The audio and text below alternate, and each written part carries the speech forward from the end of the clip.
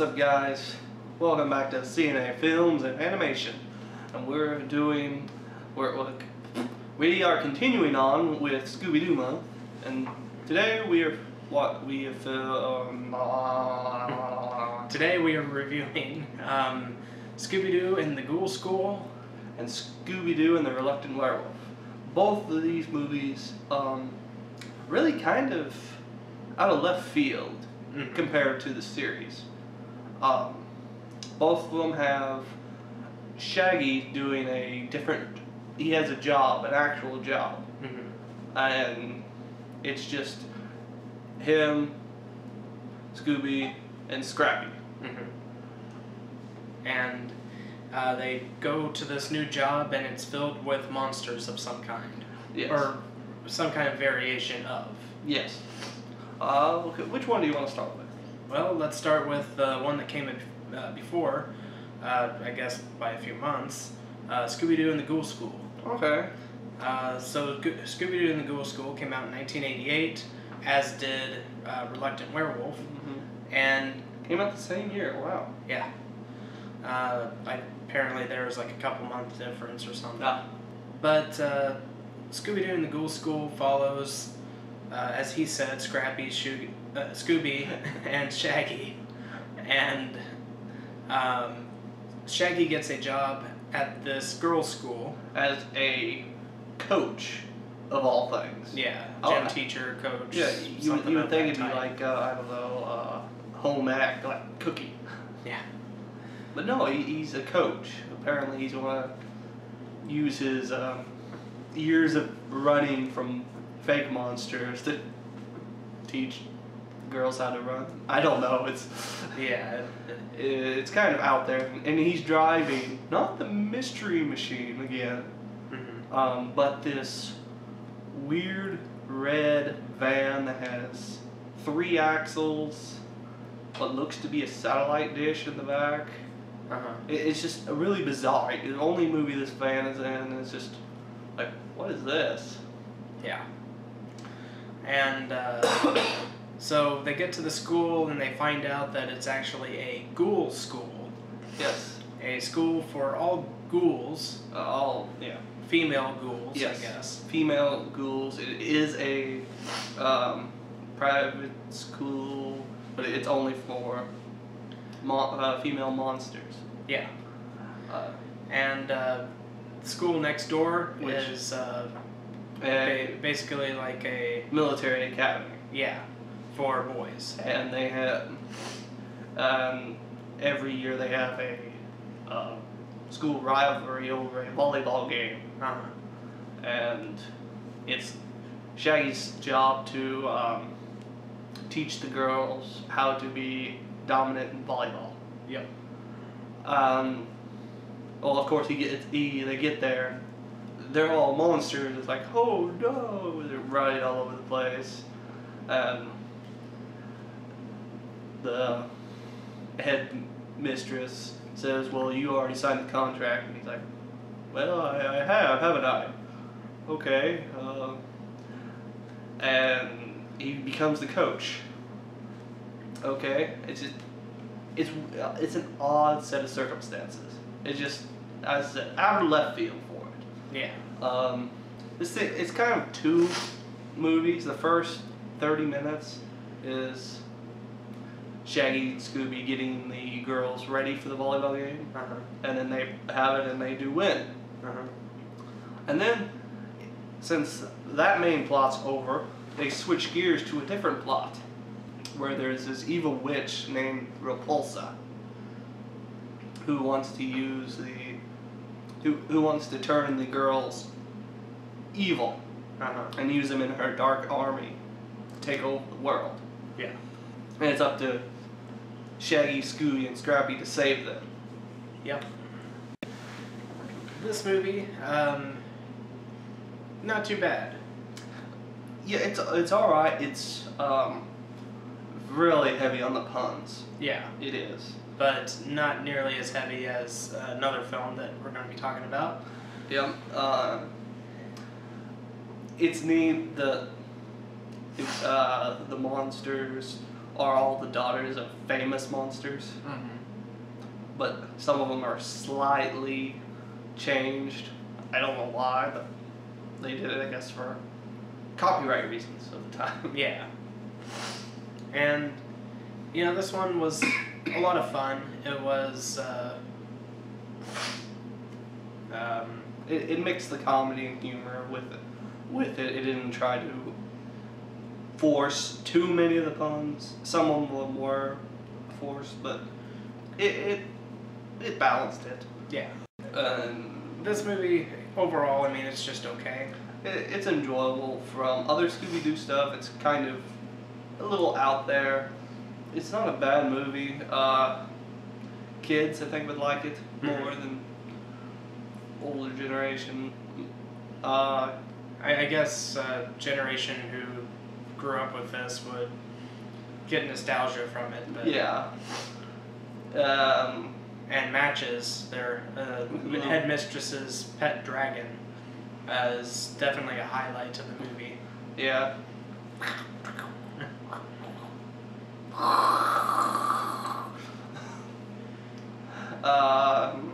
Yeah, it was good. The characters were okay. So what would you give it out of 10? I'd probably give it a 7. Okay. I think I enjoyed it. The characters are okay. Story is, even though there's 2 stories, they're okay. It ends one, it continues directly on, and starts the next one. It isn't just done. Oh, this thing's happening. Yeah, I'd probably give it a 6 out of 10. Okay. I did enjoy it. I thought it was maybe a tad bit too long, but I can see it. but I mean, it was still enjoyable for what it's worth. Yeah, one thing I can see, its use of time doesn't make much sense. Okay. Because it seems to portray that it's over several days, but it also seems to portray that it all happened in like 2 days, or 1, and you see them sleep once. So, I'm not sure on time. I'm not sure either. I didn't have the same feeling that you did with that, but Yeah. Okay. Now let's go to Scooby-Doo and the Electric Werewolf.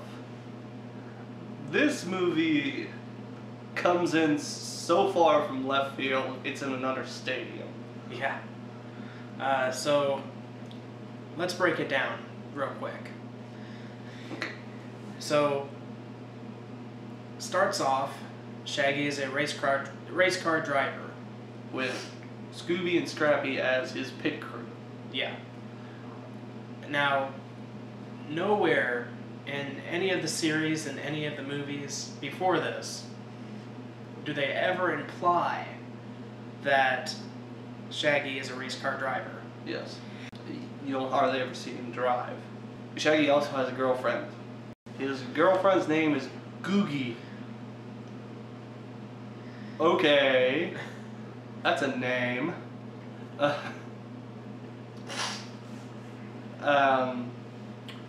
Then it skips to Transylvania, where Dracula's upcoming Monster 500 road race is lacking a werewolf monster, because apparently all the monsters in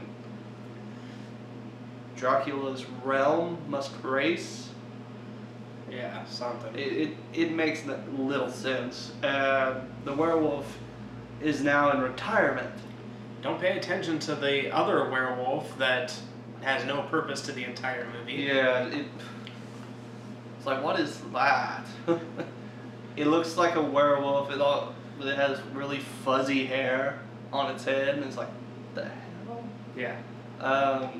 And the next one in line to be the werewolf is Shaggy. And so he brings in his right-hand men. The Hunch Bunch, Yeah. who are Igor brothers. Yeah, so it's their job to transform Shaggy into a werewolf and get him into the race. which apparently all they have to do is have the moon shine down on him. Okay, that's all it takes. Why has it not happened before? Yeah, don't question this movie because Yeah. it'll give you a headache. So they do change him, and for some reason, his transformation has to do with the hiccups. Yeah. Every time he has a hiccup, he turns into a werewolf. And then back, if he has another one. It makes no sense. And from there, Dracula basically forces him to join in this NASCAR race type thing, and there you have your movie. Yes, and during the race, it does the exact same thing every couple minutes. Dracula tries to alter the race, try to get Shaggy to lose, because if Shaggy wins the race, he will get to be able to transform back into a human. Yes. Although when he and Dracula made the deal, Dracula crossed his fangs, implying that even if he won, he would never, change him back to being human. Yes, and apparently all the other racers are the worst drivers in history, because every time Shaggy is knocked out of the race, he is back in first 30 seconds later. Yeah. And so, Dracula... And every time Dracula does, one of his stunts to get them out of the race, it always backfires and hurts him. Yeah. And that's really the entire movie. It's an hour and a half of all of that. Yep. And believe me, guys, this one, if you thought Ghoul School had a lot of puns, it has nothing on this. Yeah, this one is puns left and right, wordplay left and right, which that's all fine and good, but when you start making it like the main joke, it gets old really fast. Yeah, and this film seems to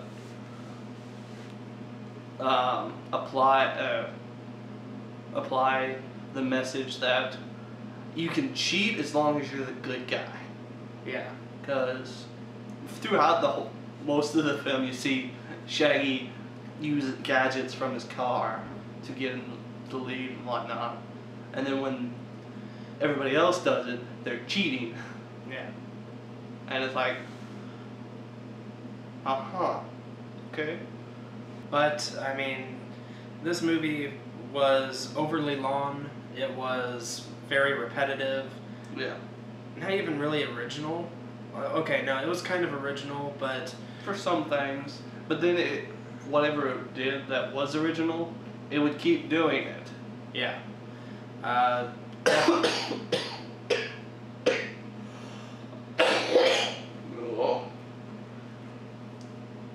It definitely beats everything down your throat, and it really became unenjoyable very quickly. So, this is one of my least favorite Scooby-Doo movies. Yes. Growing up, was not a big fan of it. I thought it was way too long growing up. And today, I think it is overly long and very repetitive. Yeah, and several parts really boring. Yeah. Oh yeah. I don't know how kids would react to this one. Some might like it, some... It's background noise. Yeah, and it's definitely background noise for me. But, if you enjoy it, I'm glad you do. It was not for me. Yeah. So what would you give this one? I'm going to go probably 3 out of 3? 10. I did not enjoy it very much. I'm thinking of a 4. Yeah, as I said, it's out of left field. The plot doesn't make much sense. It contradicts itself several times. And it is not that enjoyable. No. So, yeah. So tell us, guys, have you seen either of these movies? If you have, what'd you think of them? Did you like them? Did you dislike them? What were your thoughts on each movie? Just share your thoughts, comment below, let us know. We'd love to hear your feedback. If you guys like this video, be sure to like, favorite, subscribe. Be sure to check out our other videos and like us on Facebook and Twitter. Be sure to, if you have any movie suggestions or TV suggestions, feel free to leave them in the comments. And as always, I'm Corey. I'm Alan. And we'll see you guys in the next one. See you guys later.